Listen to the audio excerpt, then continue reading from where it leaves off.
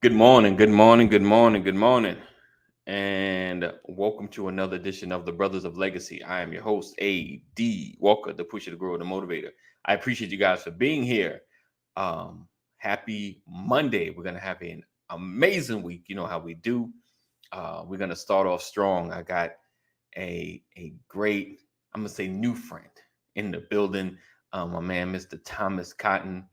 Um, Listen, when initially connecting with him, I just going to talk about prison reform and I just went through some trouble and I figured I'd help out those that are going through. But this brother has a story to share.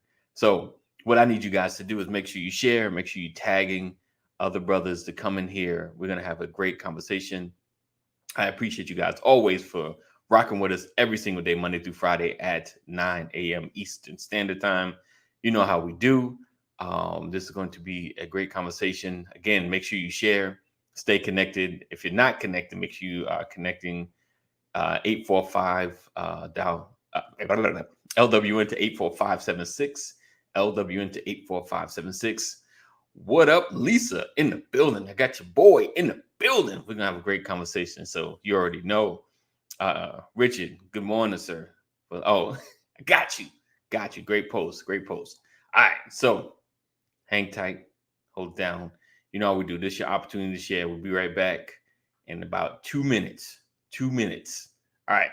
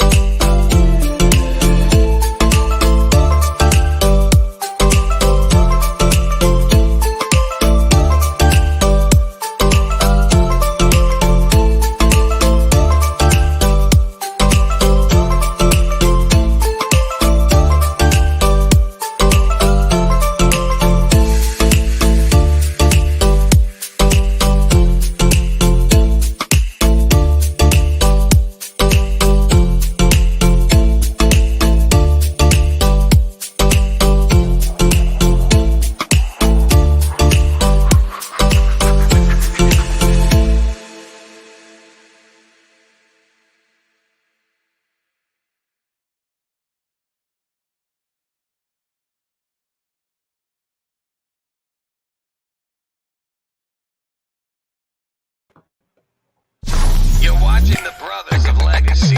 We don't stand out. We stand up. Hey. What's up, Hey, Mr. good Cotton? morning. Good Good morning. morning.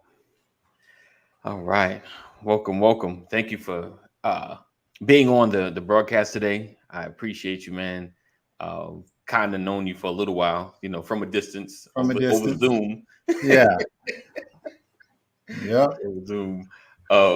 It's funny how we've all built relationships over virtual. Like I think I made more new friends virtually than I Yeah. have in the course of my life. Yeah, that pandemic really set us up to get to know each other, Yes, connect in different ways, and you know, you meet some really good people that you probably would never have met traveling all over the place. So definitely. it's good to, you know, be on here and appreciate you and All all right. that you do. Appreciate you, man. All right. So today we're talking about how to outlive your mistakes. Um, and so I want to kind of talk about um some of your journey and discussing you're into prison reform, and not only, of course, just finding out not only helping the legislative side, but actually helping the individual as well, Hmm.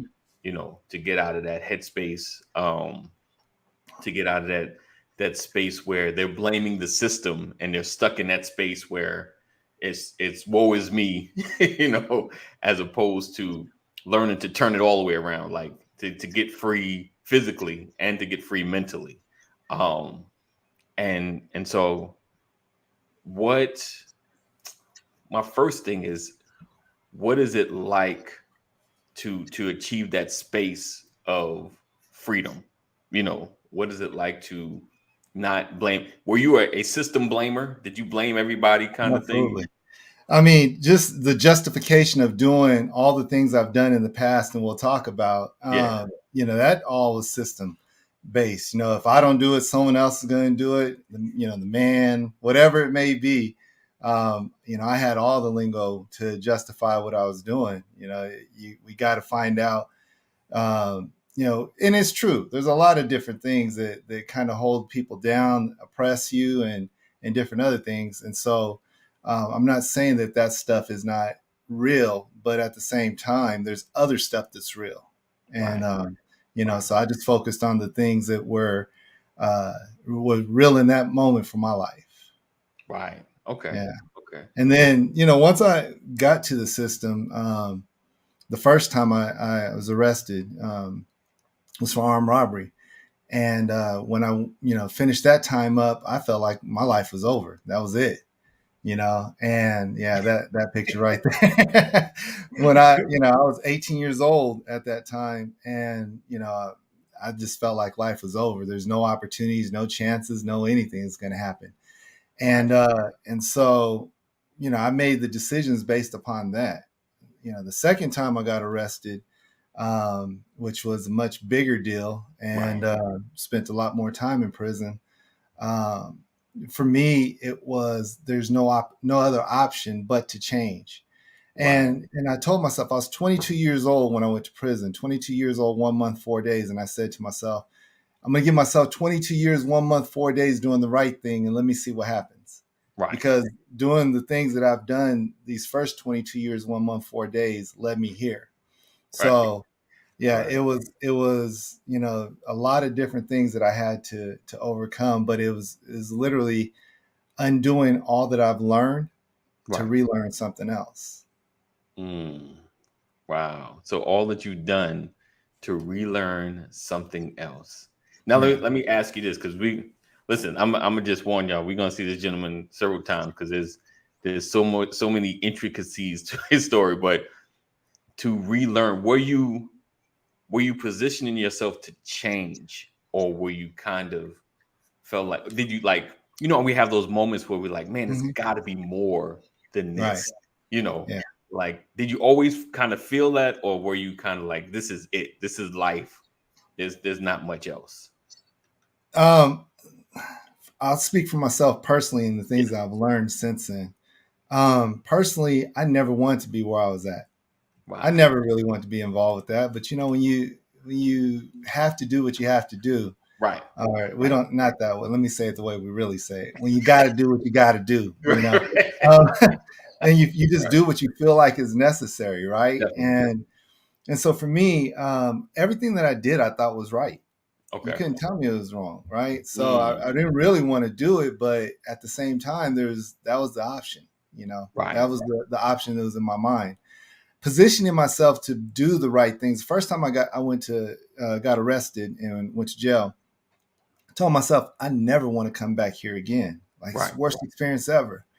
But the very first day I was out, I was right back into potentially things that can take me right back to prison, right? Right. And I would always quit, and I would say though in the back of my mind, if things ever get hard again, I know exactly what I'm going to do. And so, Right. fast forward, things get hard again. And once they get hard, you just fight with the weapons you have. And so the weapons I had at the time were street things of the streets and all that. I know I don't look like that now, but Listen, pause real quick on that. When he started sharing his story and when he showed me these photos, I was like, wow, never would have guessed it. Never would have known, Exactly. And that's the grace of God. Ultimately when it comes down to it, yes. There was nothing that I would take on that said, you know what, this is what I need to do to change. This is, Right. The extreme level of change that it took for me to transform. I had to go through a lot. There were people in my past who will say, well, you were never really that bad, but you didn't know what was inside of me. Right. Wow. And so, Right. those types of things that are inside of me are the things that make me go, there's a different level. So when I first got out, there was no changing. There was nothing that just made me go, I need to change. I wanted to change, but the type of change that I wanted was on my own terms. Okay. I didn't want to change, but on the type of change that I wanted was on my own terms. I'm sorry. Okay. I wanted to make sure that I could do what I wanted to do. Right. And also, have my cake and eat it too, so to speak. Right. I'm with you. I want better. I want better, but I want to enjoy what I've enjoyed while not having to deal with the issues that come with what I want to enjoy, kind of thing. Gotcha. And so, now let's fast forward to the things I know about myself and the things I know about people. Right. And so, there was nothing inside of me that said change. I was walking dead, basically. Okay. Ephesians 2 talks about, those who are dead in their sins and trespasses. Right. But God has made us alive, right? I was dead. I was walking dead. And when God came, literally gave me life, and that began the transformation of everything. Right. That's what really began the process of me, my growth process, my transformation process, and everything else. But what I've learned about people, I've asked over 15,000 people, do you want your life to be better? And it's a simple question. I know it doesn't sound like much, but, right. I've never had anyone say anything other than, yes, I want my life to be better. Right. I've asked over 15,000 people, do you want to be in a bad situation? And I never heard anyone say yes. Yeah. I mean, simple question, right? Everybody has the same answer. But I've asked over 10,000 people in jail and prisons, do you want to be here? Right. And I've never heard anybody say, yeah, I want to be here. Right. Right.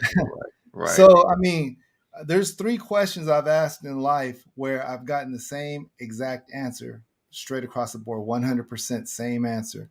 You can't ask too many questions in life and get the 100% same answer from different cultures, different everything. But this one you can.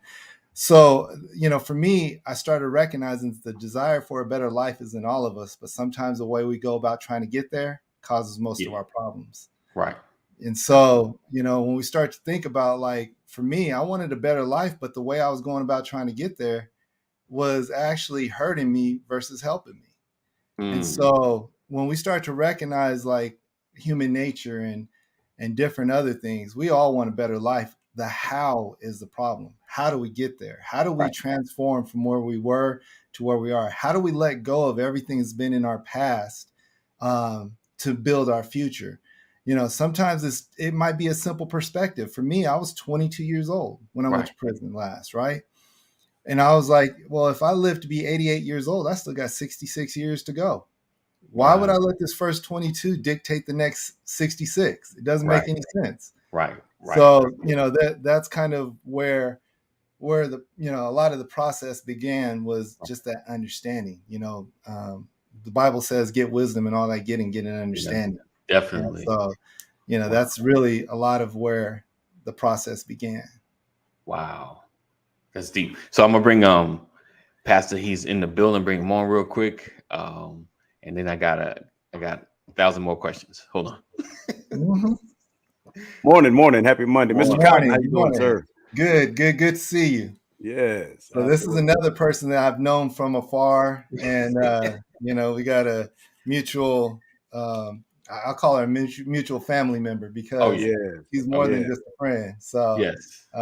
Dr. Rollins, and so Yes. Yeah. yeah, so yeah, good to see you, Pastor. Absolutely. Let's see. Oh, what's up, Jeff? Good morning. Good morning. Oh, look at that. Dr. Rollins in the building. There she is. Yes, There's the indeed. conduit. Yes, yes, indeed. Hey, Keita, good morning. Good morning. All right. So let me so like you said, you identifying the change that you wanted, well, the change that you thought you wanted, You're you right. know, because a lot of us we want the change sometimes without the accountability. You know, Absolutely. we want stuff we want our situations to get better. Like you said, yeah, I want better. Yeah, I Right. want, but it's the putting in the work in order to become better. That's the part that people are challenged with. I got to do all that. I got to do all that. Right. And so, with you in your change in situation. Okay, so let's do it in story form. So Okay. you get arrested. Mhm. The second time is when you got the revelation in jail. Yeah. Is that correct? Yeah. All right, so let's start from there. So you get and tell everybody what you were facing, and of course we make our promises, and then that real shift that happens. So let's Yeah. start there. Let's start there. Yeah. So for my life, there's been a lot of challenges, volatile childhood, everything. So for me, I was anti a lot of stuff. I was pro hood, pro everything in the hood, Right. anti everything that was against that, right? Because growing up in the hood, it's real. Like people are suffering, people are challenged, and so like for me, that was going through the challenges of certain things. And did I have more potential? Absolutely. Would I live out though? That's what matters, right? And so for me, I got to the point where I was on the run from the FBI for almost 6 months, and so the charge was conspiracy to distribute cocaine base, and basically that's drug trafficking. It's just the federal way of saying it, right? um, and so when I finally was arrested, a couple days before I was arrested, my mom and I had some challenges growing up, and so there's a point where she disowned me, and I was on my own. Like I've literally been making my decisions and caring for myself since I was 14 years old, and so through that process, I called my mom, and she and I have this conversation, and I, let her have it. It's your fault I'm in this situation. You never leave me, blah, blah, blah. And I'm just blaming her. It's all you. It's not me. Right. And so, she's taking all that in. And then during that conversation, it was a 6-hour conversation. She tries to tell me about Jesus, right? Why you do that? Right, like right now. To say, Right yo, now. blonde hair, blue eyed, white devil God is, the right God. Who say Allah's not right, Buddha's not right? If your God was so right, you'd never blah, blah, blah. I'm just going in on her. And this is the first and only time I've ever cussed my mama out, right? So, and right. and so it's basically, we're going in, and she's trying to still, talk to me about the gospel, and I'm not trying to hear it. And eventually her response is, son, it's just going to have to come to you. I'm like, yeah, whatever. 2.5 days later, I find the FBI kicks in the door where I'm at, comes, takes me downtown. The mindset I had then, I was like, man, you ain't got nothing on me. Take me to jail. Yeah, F y'all. Let's go. And so they take me to jail, put me in a jail cell by myself, federal prisoner in a state facility. They had to segregate me for a little bit. So I actually was sitting in the jail cell that night, and they served me my food, and it was hot dogs that were green and beans that were green, not green beans, beans that were green. It was just nasty, right? And I looked at the food, and question came to my head is like, how did I get myself in this mess again? Because I was like, I'm never coming back, right? How did I get myself in this mess again? Something inside me said pray, and I was like, I don't pray. And something said pray, and I just kind of fought this feeling for about 30 minutes, and then finally I just said, God, if you're real, I need you. And I said a whole bunch of things, and after that, opened my eyes and haven't been the same since. Like literally that moment transformed my life. I'm still looking at the same walls, same situations, but my mind just felt totally different. My heart felt different. First thing that came to my mind at that point was Amazing Grace, how sweet the sound that saved a wretch like me. Wow. And I realized it was never anyone else. It was me. Right. I once was lost, but now I'm found, was blind, but now I see. And it's like, I literally saw life different. And one of the things that, that right after that, I'm still in the jail cell by myself, and I'm still going through this motion. I know that moment was the realest thing in my world up to this point. But still the thought of jailhouse religion came into my head. And I was like, man, see, you got up in here, you got jailhouse religion, right? Right. You are crying to God. But I wasn't scared at the time because I didn't know how much time I was facing. I didn't know. I figured, I'm going to do 5 years and I'm out of here. Not a bad deal. And a couple of days later, I was put in front of the magistrate. Magistrate tells you you're facing 10 years to life with a $4 million fine. And I'm like, man, I ain't never seen $4 million in my life. Wow. I didn't think about the time. I was just thinking about the money. That was the mindset I had, right? Like, I'm about to lose my life. And I'm like, but you asked me for $4 million. That's the mindset. The money was over the life, right? Right. And so then I, come to find out it was, I was actually facing life at the age of 22. Wow. And, I was fortunate to get a 10-year sentence. There's a lot of stories behind that. And I don't mind sharing the stories eventually behind getting that. But the reality is, there was grace in the situation. Right. There's ultimately something I can control. Right. And the only thing I could control is however much time I have, I can't stay the same. I can't continue to do whatever it was that led me to the point where I find myself at the mercy of the system, right, where I can't make a decision for myself. I can't do anything. I don't have keys. I can't take a bath. I can take a shower, but, and there's just the idea of being lost and being locked up. Right.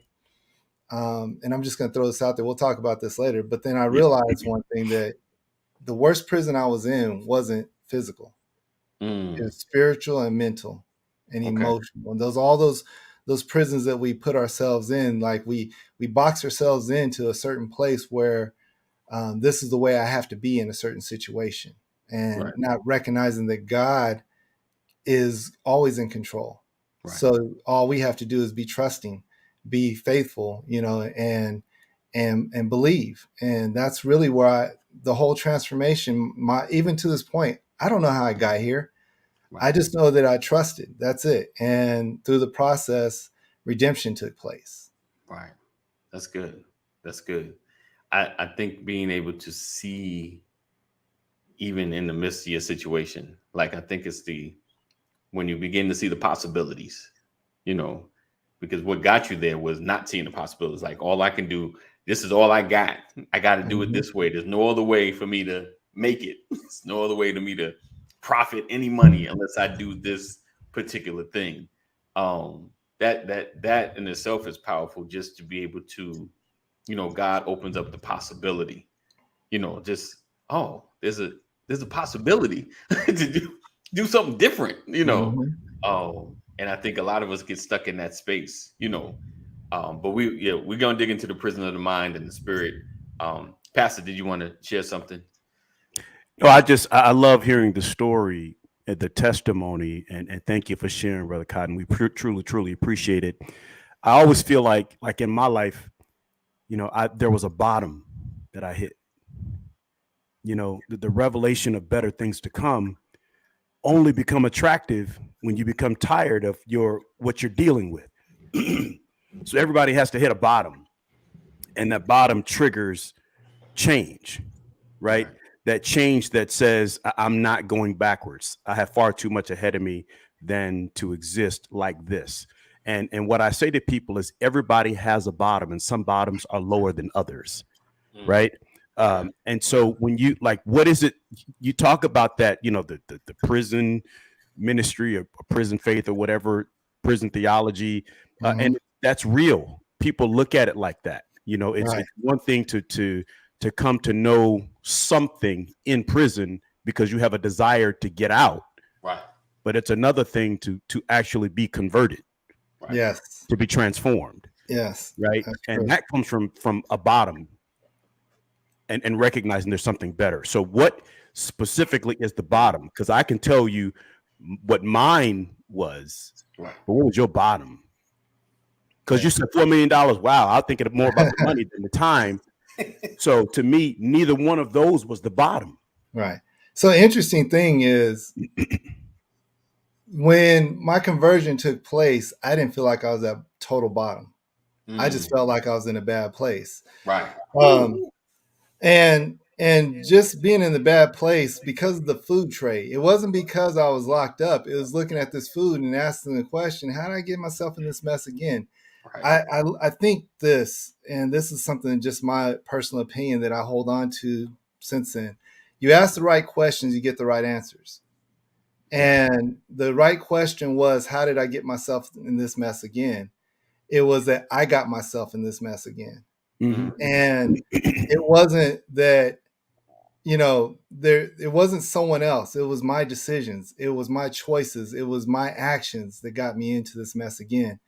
And, you know, ultimately, when we talk about jailhouse religion, like God finds you right when you're in those situations. Yeah. But somehow by pride, we think we need to get ourselves out of these situations. And, you know, the Bible says, come to come to me all who are burdened and heavy laden, and I'll give you rest, right? Yes. And so when we start thinking about the rest that's out there for us, we don't tap into that. A lot of times we still tap into the stuff that gives us mess. That, you know, and if I didn't have enough time in prison, I promise you, I probably still would have been doing the tapping into the mess part. Because the first year I was locked up, I was like, God, if you let me out now, I promise you I'll do, you know, I'm good now. I'm changed. I know I'm different, right? Let's make a deal. I know I'm different. Second year, God, I know I'm different. I'm way different than when I got in here. I'm perfect right now. You let me out. Third year, God, I know you could do all things, and all things are in your hand and everything else.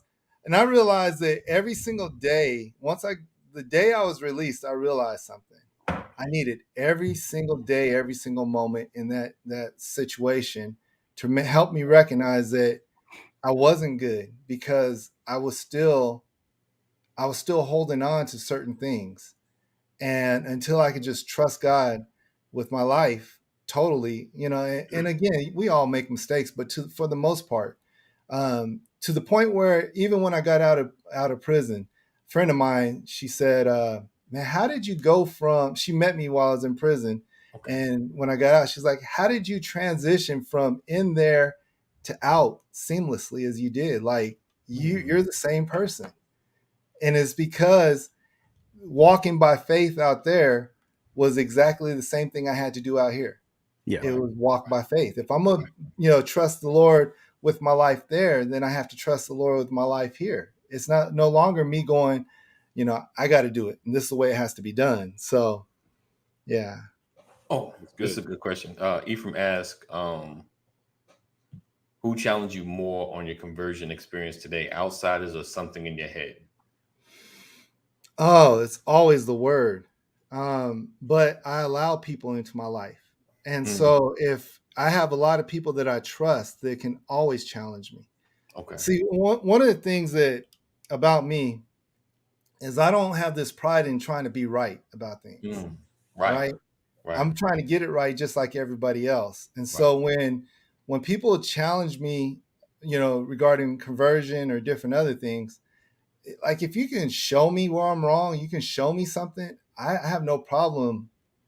Hey, I'll change it.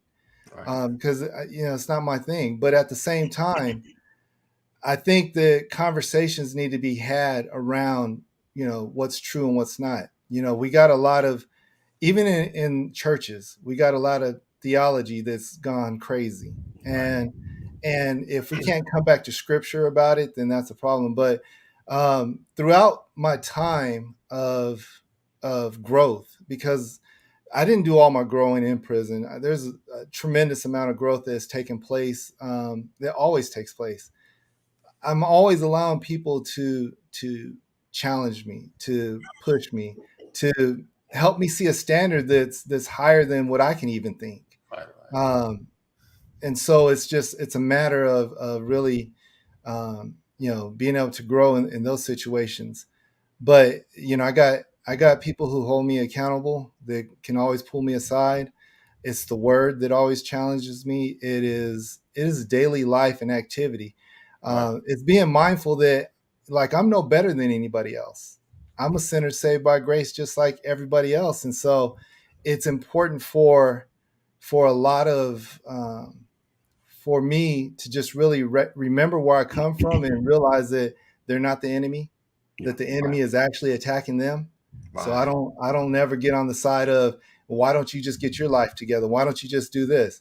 It's one of the things where, like, we're on mission here. We're part of doing some things here, and lives are at stake. And so just keeping that in the forefront of my mind. And so those are some of the things that, when we talk about what do I allow to help me grow, it's really recognizing that I'm not the, I've heard someone say this before, that I have an audience of one, and it's God. And the reality to me is, no, I'm in the audience watching God. And so, like, if the perspective is always that God's in control and he has everything moving, then we sit back, we get a front row seat, and we're like, man, look at God. Right. So Right. those types of things help out. So hopefully that answers his question. Yeah, definitely. That makes sense. I think so.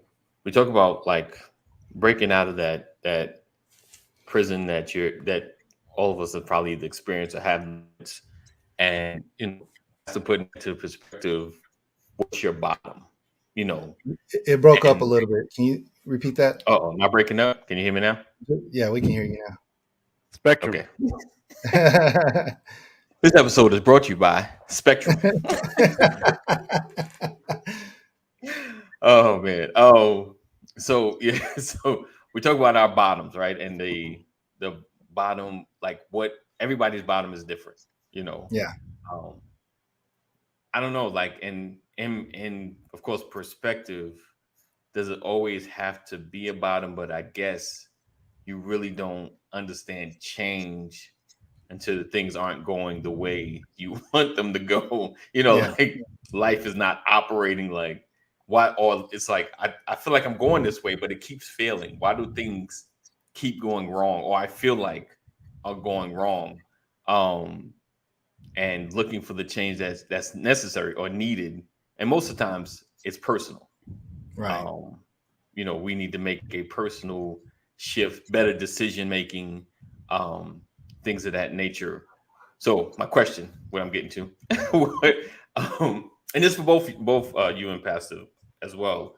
How do you recognize that you need to make better decisions? Because it's the decisions that ultimately get us into space that are not the best places. Yeah. How do we make better decisions? I have my answer, but I'm gonna let Pastor go, because I'll talk. You know me. So will I. That's Right. true, right? You don't understand. I'm holding my peace this morning, giving room. Go ahead, Pastor. You go ahead first. No, I again, I don't want us to misunderstand bottom. See, we all look at bottom as an ugly place. Yes, 100%. I look at bottom as the opportunity for new season, new beginning, Right. breakthrough, right? So what was the, like, I associate bottom with breaking point. I heard Cotton say, you know, I looked at the situation and realized I got myself into it. And that acknowledgement is the same acknowledgement that says, I can't do this. I can't be responsible for putting myself in this situation again. I got to do better. Right. I don't want to repeat this again. Right. To me, that's how I define bottom. It's a breaking point. Right. Right. Yes. Yeah. Nowhere to go from here, but better, because I don't want it to get any worse than this. And you can get to that place again through repetitious behavior. But up here I am again at this place. Right. But it's a place of breaking. Right. Because when you get to that place, nope, I know what this is. Nope, this ain't it. I got to do something different here. There's the shift. Right. Does that make sense? Yeah. And everybody has that. I call it bottom because for me, it's to Dr. Rollins' point, nowhere to go from here but up. Right. You know. So anyway, I just wanted to put that clarity out there. Yeah. Awesome. And you know, I agree with you, and what you're sharing is important. Like bottom, it's a place, it's a space where you can recognize, hey, this ain't working. Right. And that's what, you know, I teach a lot of people. I wrote a curriculum 12 years ago called Rethink Life. And in that space, I never argue with people. People will always challenge me, like, why do you think it's this easy? You think it's that? I'm like, no, I don't. I know what it's like, right? But I don't want you to make excuses for to stay where you're at, because you obviously don't want to be there. Remember, I ask everybody, do you want your life to be better? And everyone says yes. So don't make an excuse to stay the same. Right. So the bottom can be a place where you keep yourself in a space where you don't want to be. Yeah. And if you recognize it's not working for you, make the change. And so the simple, question, the reason why I never argue with anybody is because I just say, how's that working for you? Right. Right there. And that's really the question we have to ask ourselves. Yeah. We don't have to get to a bottom. Just, how's this working for you? Yeah. And if it isn't working and you see the outcomes aren't where you want to be, because I saw the outcomes, the bottom to me was right there. And I could have fell right into the bottom. Right. Mm-hmm. By the grace of God, I was able to see it and be like, nah, that's not what I want. And wait, you got to stop right there. Yeah. Because you said I could talk, and this is where I start interrupting. That's exactly why everybody's bottom is different. Right. Mhm. Right. Because if you like playing in traffic, right? Chasing cars, and you're subject to get the more you play in traffic, the higher the risk of you getting hit. Right. Am I right? Yeah. You're playing in traffic, playing chicken with cars. Right. I see you. I can imagine what can happen. Right. Right. Just the imagining of what could potentially happen is the bottom for me. Mm-hmm. You got to get hit by a car. Right. Right. You understand? See, some people can, in their situation, they can see where it's leading. Right. And that be their breaking point. Just the revelation happens before it hits. Mm-hmm. But for other people, you have to be in the jail cell. Right.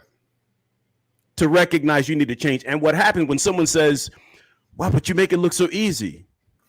No, I don't make it look easy. It's just that my mind is made up. Right. Definitely. When your mind is made up, you refuse to do anything except what you feel as a sense of purpose. Right.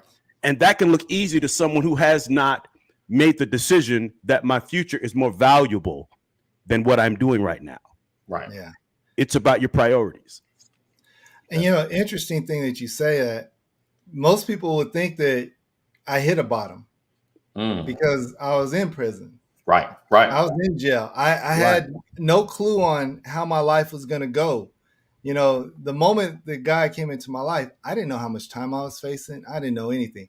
Matter of fact, the word that I was getting from everybody else was, man, it's all going to work out. That was the word I was getting back from everybody. Because remember, I was on the run. Right. And so, so for me, it, going through this whole process, there's a bottoming out in people's life because we have a deficit. We have a spiritual deficit where we don't even know what life really truly looks like, and we're just making decisions based upon what we've learned from other people. Right. For example, I'll be the first to say that my whole relationship with Christ was not built upon what someone else told me, because that's the way it was before. I didn't have a relationship with Christ. People would tell me this is a blonde hair, blue eyed, white devil. And that was my relationship right there. I would go by what other people told me, and you were wrong. Right. And until I began to taste and see for myself and begin to walk this thing out and open my Bible, crack it open, look at history, look at all these other things, there were gaps that needed to be filled in. And so in life, we all have certain gaps. And as we start thinking about the gaps that we have in life, to me, that's the bottom. We never fill in those gaps. We start to continue to walk out our life and live in gaps, live with gaps in our life, and not really try to fill them in and be full. And we'll just take in anything that someone gives us that makes us kind of feel like it's filling in the gaps of our life, but it really isn't. That's just cool. I'm not telling you what I heard. I'm telling you what I heard. Yeah, absolutely. One of my favorite phrases, bro. Yes. Nice. Yes. Indeed. Oh, so yeah, definitely those gaps. And Ephraim says, if Pastor, you're talking some real talk this morning, it looks like this because my mind is made up. Indeed. Yeah. So Ephraim also had a question. Do you feel called to help those who are in that lifestyle today just because you were in it? Or do you feel God has pulled you in another direction?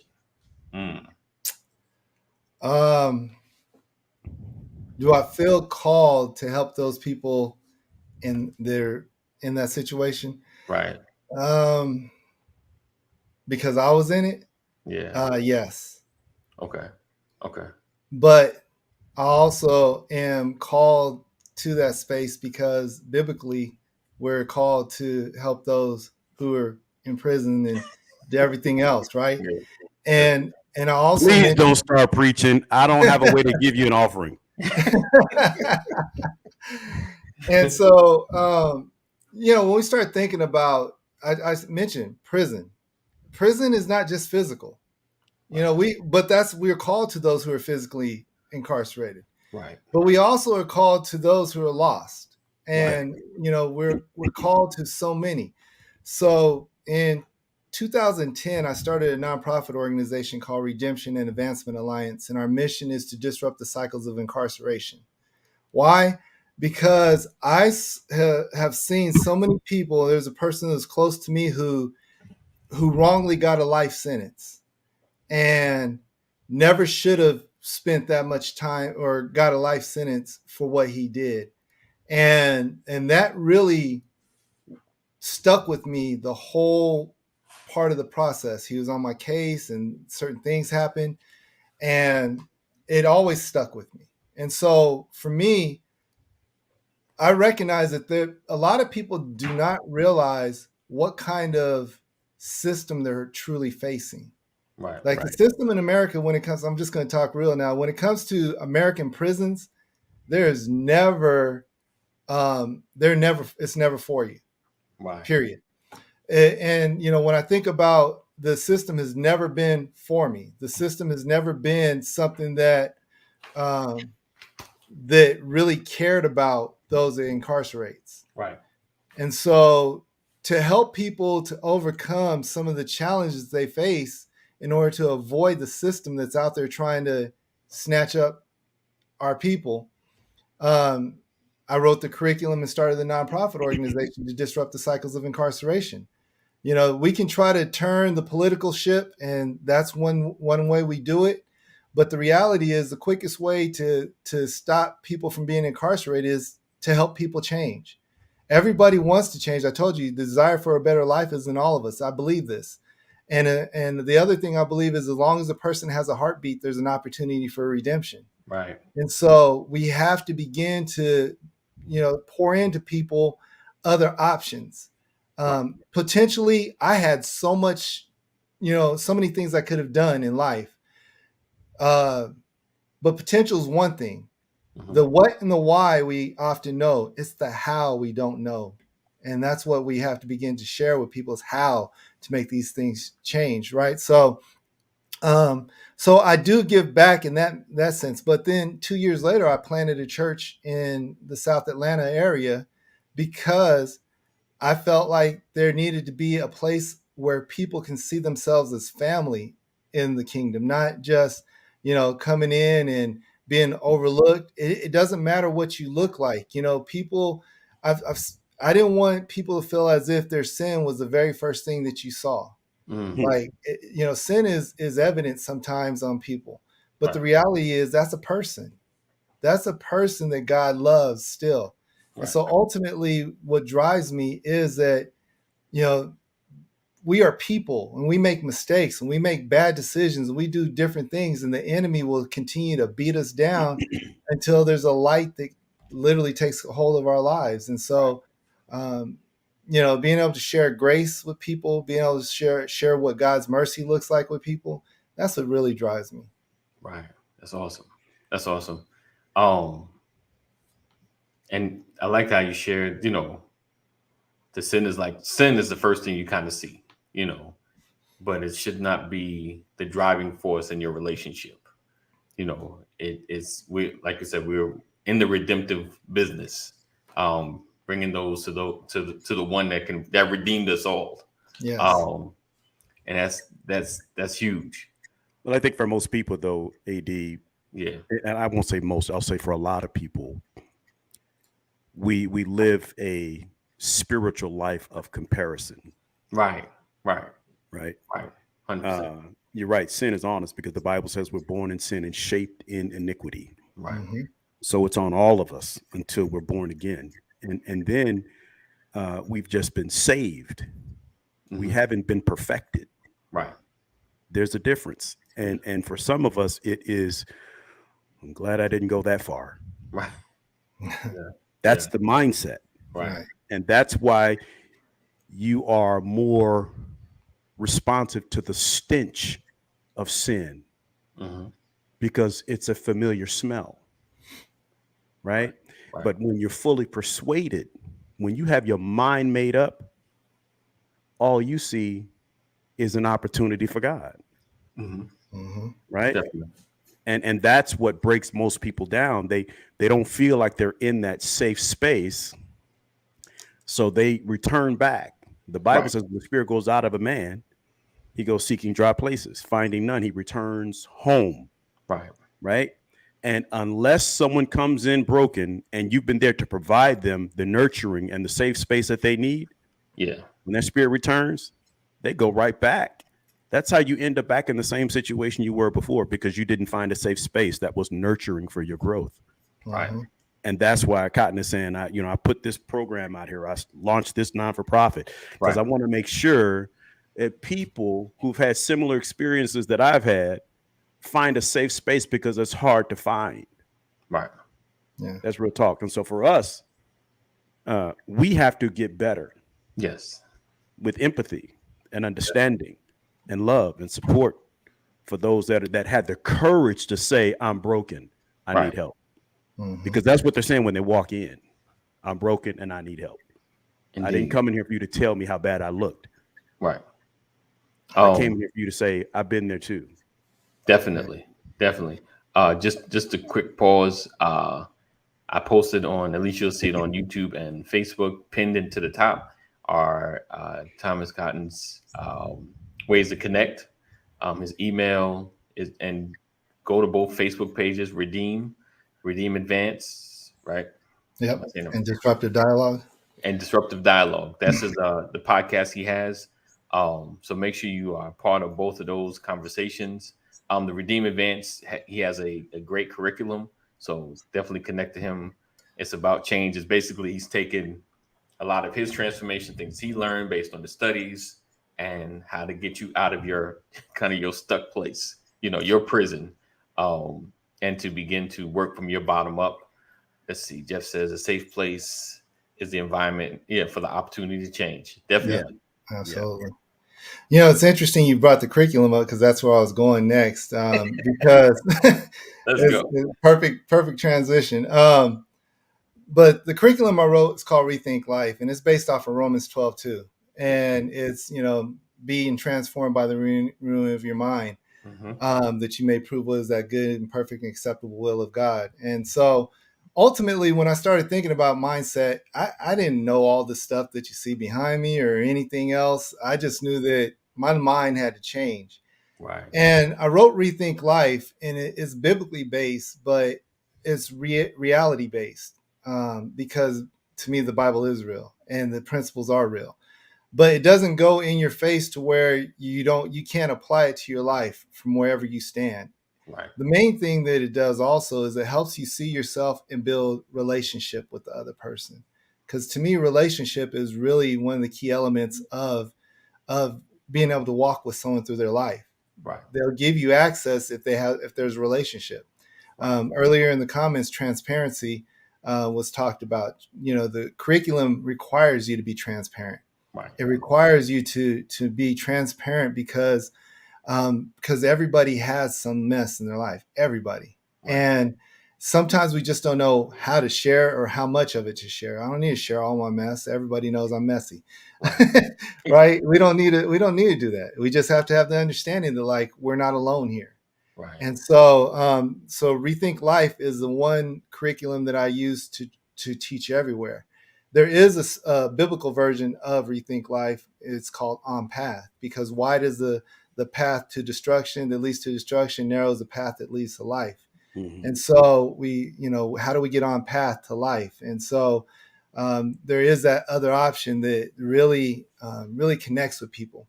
But one of the things through Rethink Life, my hope is that people begin to see is I made some bad decisions. And this is the reason why I was misled. There was different things that I believed that were wrong. And so if I have to rethink my life and challenge the way I thought about things and realize that, wait a minute, this was wrong. And the person who taught me this, I love them, but they were wrong. Right. And if we have to go through recognizing how many wrongs we've been taught, then what about Jesus? Right. Right. Because if we know that there are, we're not here on our own accord, right, and there's different forces at work, then, are we believing something based upon what other people taught us? Of course, all of us eventually are, but then I believe there's a different level of engagement spiritually because God's spirit is real. Right. And I believe that. So, and I know I'm not here today without that. So it's important for us to see that part. So if we're going to ask questions about our life, ask that question. What about Jesus? What have I learned? Have I really tried my best to taste and see? Because there's times I've been even challenged about my faith. And in the process of being challenged in my faith, there's still there's a truth that eventually comes out if you're seeking the truth. If you're seeking just to be right, then there is nothing that anyone can say to you, because all you're doing is seeking to be right. But if you're seeking truth, then you'll find a truth. And, it's important to be open to that. Right. And so that's what the curriculum does. It just opens you up to recognize, hey, wait a minute, maybe I've done this wrong.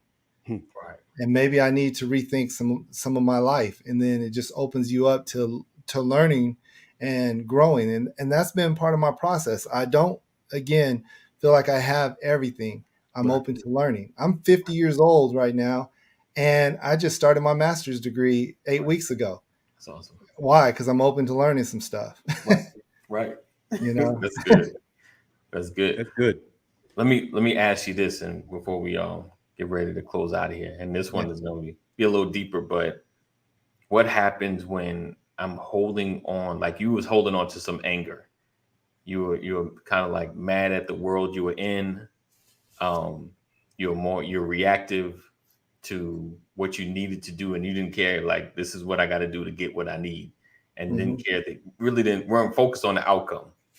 How do you get rid of that anger for the world? And you can share kind of like your history with your parents, because this is because that was a big, because our parents are like our biggest, you know, how can I say this? Influences.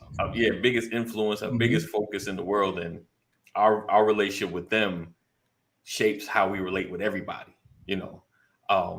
So kind of share that, and we, I know it's not really a quick story, but you can Yeah. take your time sharing. I'll do the quick version, and All right. then I do want to share something about some opportunities also with the Okay. organization for people who may have been impacted by the justice system, but I'll do that Yes. later.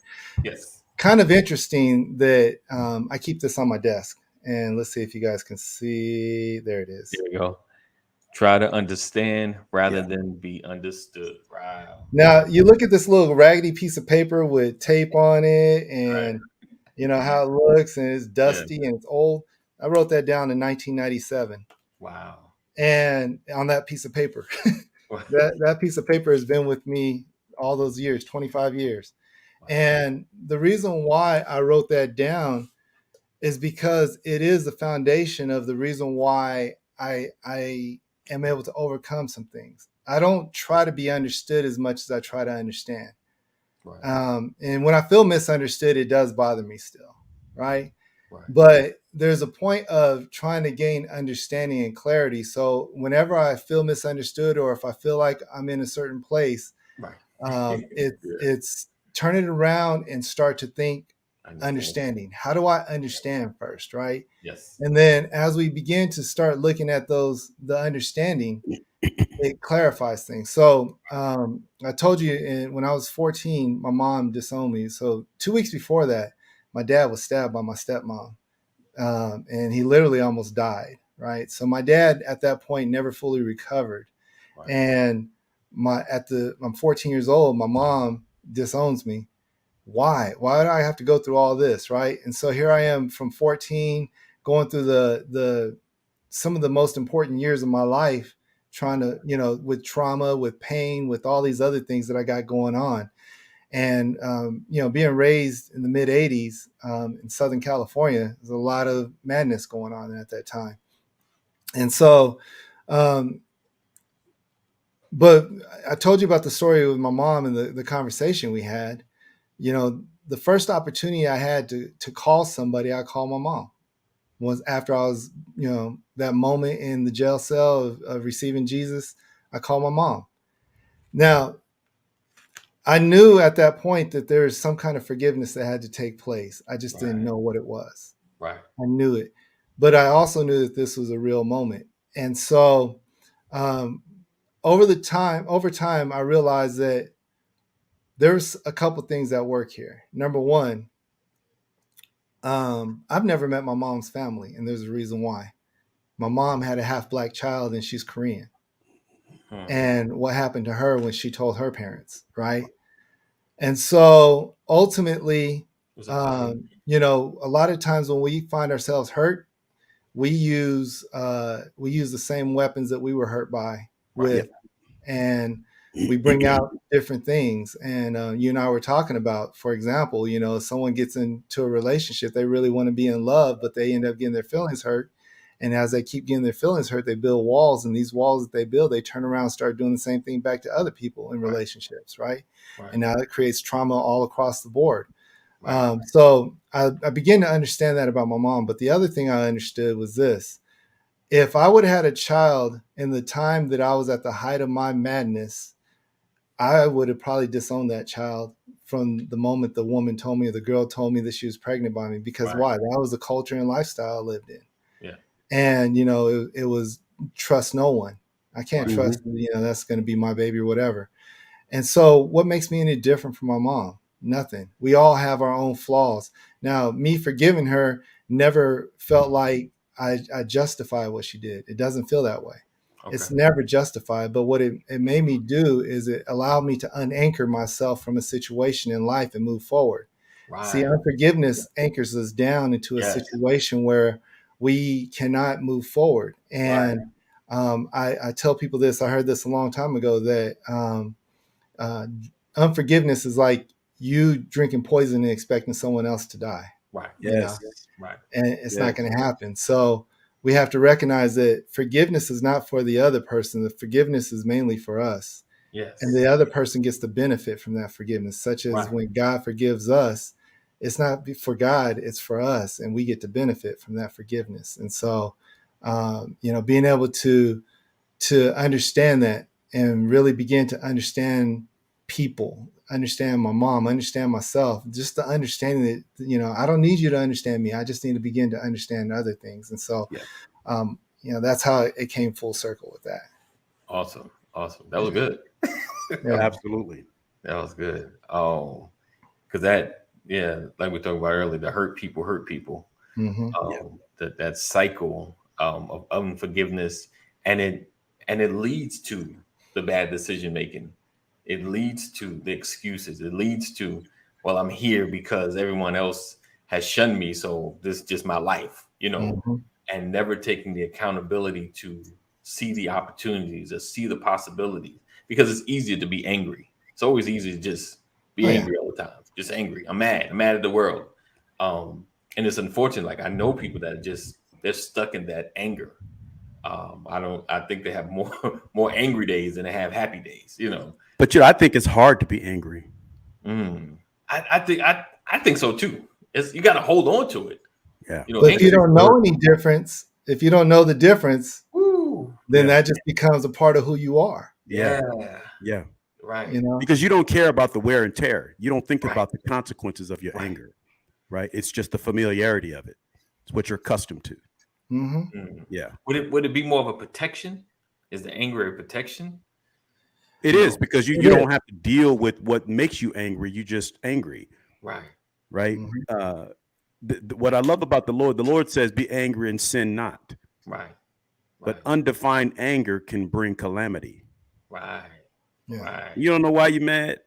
Like people say it today, why you really mad? Who you really Right. mad at? Right. know, Right. Right. Because undefined, it creates madness. It's just it's uncontrolled, and so that's why it's important to get understanding, which is what Cotton was talking about. And I love that piece, man. Understand first, work harder to understand than trying to be understood. I love that. I Right. love that. That's Yes. good. Because people, I say it all the time. People love to hear themselves talk, but they don't really know how they sound. Right. Right? If you can hear yourself talking, but you don't know how you sound. And that's what anger does. Anger has you saying a whole lot, doing a whole lot, but you don't know how you look, you don't know how you sound. Definitely. Definitely. Interesting thing, but real quick, I know you Yeah, got to go ahead. go, but No. I'm when not we talk, forcing it. I don't know what yeah, your time looking like, so I don't want to I'm keep. good. When we talk about being angry, there's nothing wrong with anger. Right. Nothing. I am angry at a system that incarcerates Black men at the rate it incarcerates in this country and does nothing to help them truly transition. And I use Black men because the incarceration rate is so much different for Black men than it is for anyone else in this country. We can talk about the numbers. Yes, there's more white people locked up, but when it comes to 13% of the population being Black, and then when we really talk about Black men Right. and how that looks, so there's so much that we can talk about. Yeah, I'm angry at that. I'm angry at police brutality that people continue to look over, and it's not.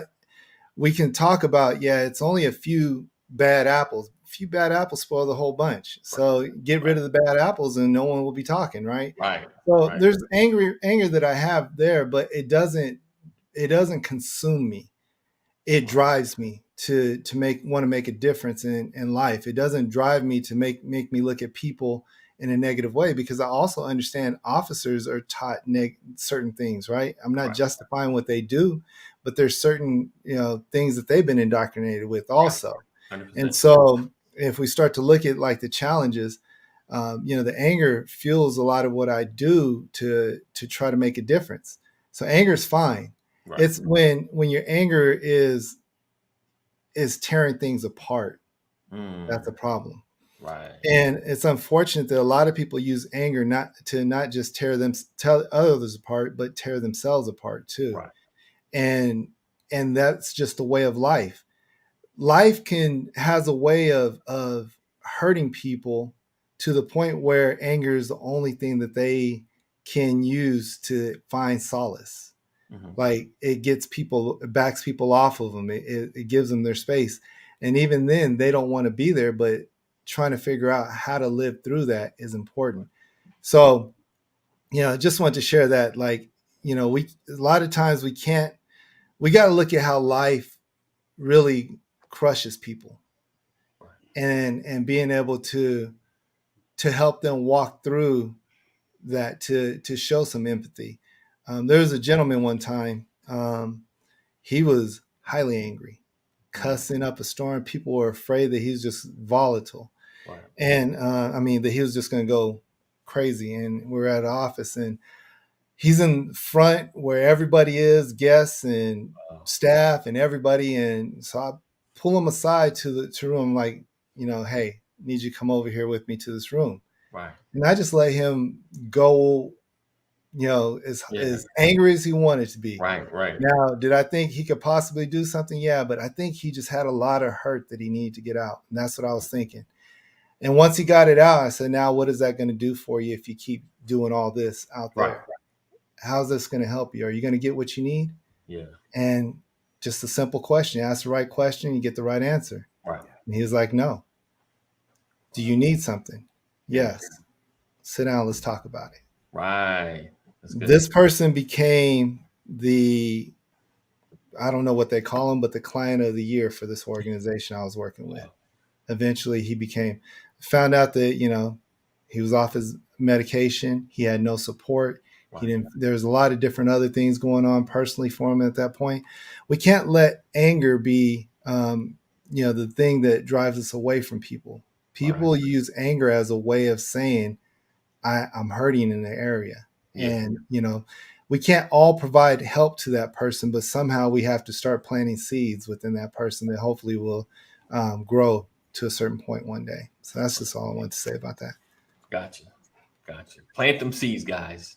Yeah. Plant them seeds. I think that's the key. Sometimes we get to, man, it ain't even worth it. But you got to just plant a seed. A seed. You never know where it may grow, who might water. We know God gives the increase, but that seed has to be planted. Absolutely. That's good. Or watered. Right. Or water. Right. You might be the second one. You might be the one. Yeah. Right. Listen, but I get sometimes I want to see the growth. I want to see. Right. I want to be there. Yeah. You may never see the growth. I'm very fortunate. The first chaplain that I had in the jail that I was in the last time, the very first jail I was, there for a while. That chaplain, we've been friends 28 years. Wow. Like, he's been able to see the seeds planted, water, the growth, everything.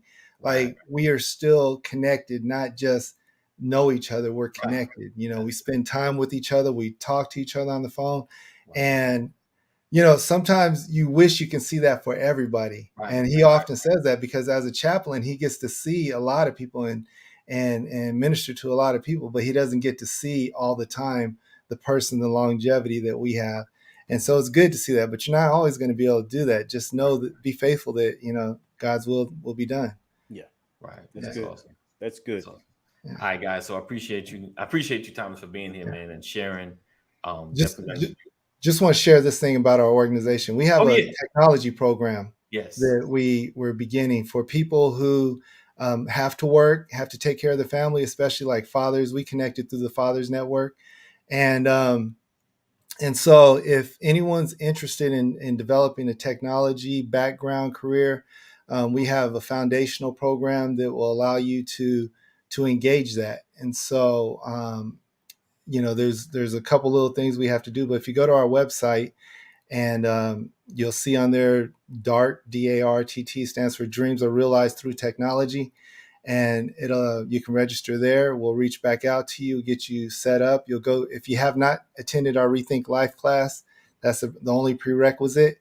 Attend the Rethink Life class, complete the Rethink Life class, and then we'll give you access to a database that will literally train you in finances, technology, different other things that you may have.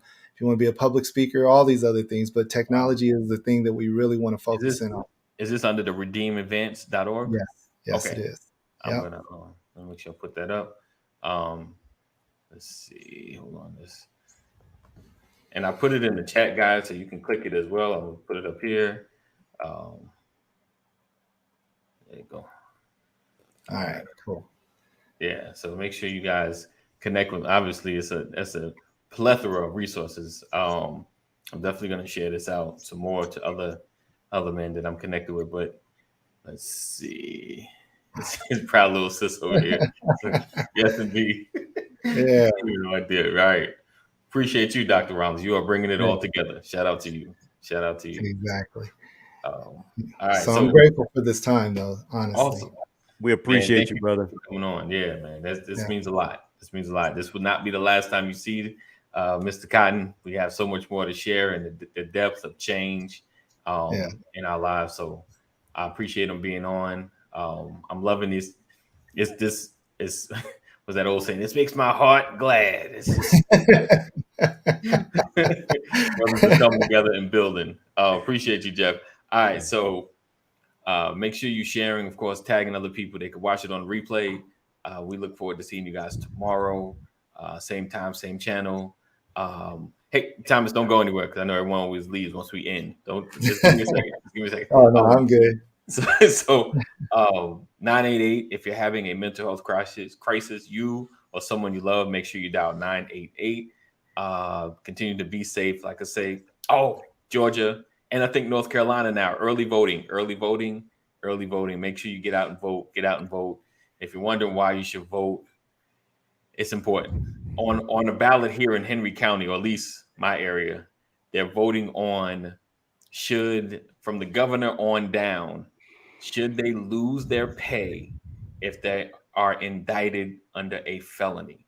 Should they lose their pay if they're indicted under a felony? It's on the ballot, guys. These are things you need to vote for. Then another one says, should homeowners or owners of land have a tax break if natural disaster hits?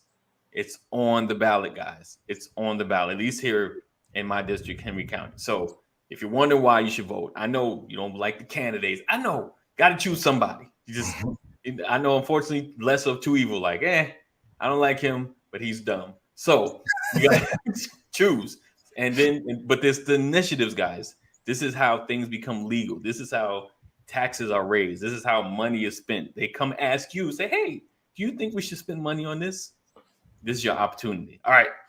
That's it. That's all. We see you tomorrow. Know that we love you. Jesus loves you better. Stay safe. Make good choices. And we'll see you in the AM. Peace out.